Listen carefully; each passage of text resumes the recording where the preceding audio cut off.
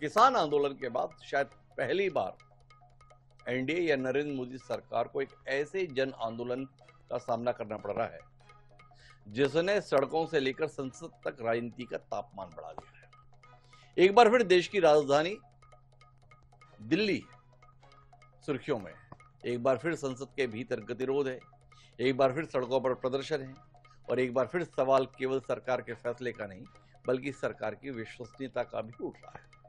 इस बुरे घटनाक्रम की शुरुआत किसी राजनीतिक दल ने नहीं की। किसान आंदोलन की तरह इस बार भी शुरुआत व्यवस्था से असंतुष्ट लोगों ने की। इस बार वे किसान नहीं बल्कि छात्र और उनके परिवार हैं।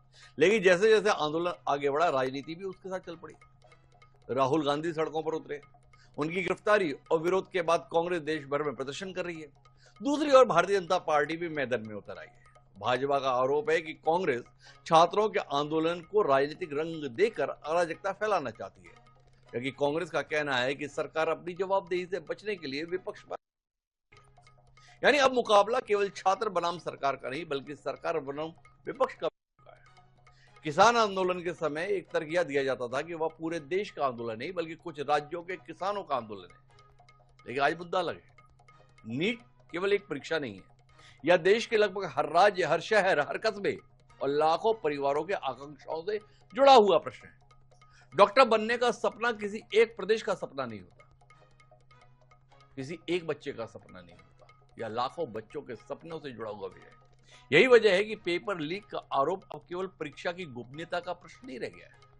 सवाल यह है कि क्या देश का युवा अपनी मेहनत के दम पर प्रतियोगी परीक्षाओं पर भरोसा कर सकता है?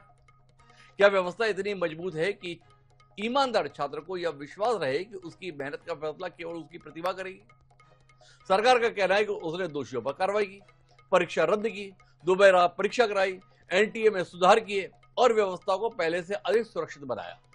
वहीं विपक्ष का कहना है कि यदि इतने बड़े सुधारों की जरूरत पड़ी तो यह स्वीकार होती है कि पहले व्यवस्था में गंभीर खामियां थी और उसकी राजनीतिक जवाबदेही भी तय होनी चाहिए। तो अब मसला काफी संजीदा हो गया है।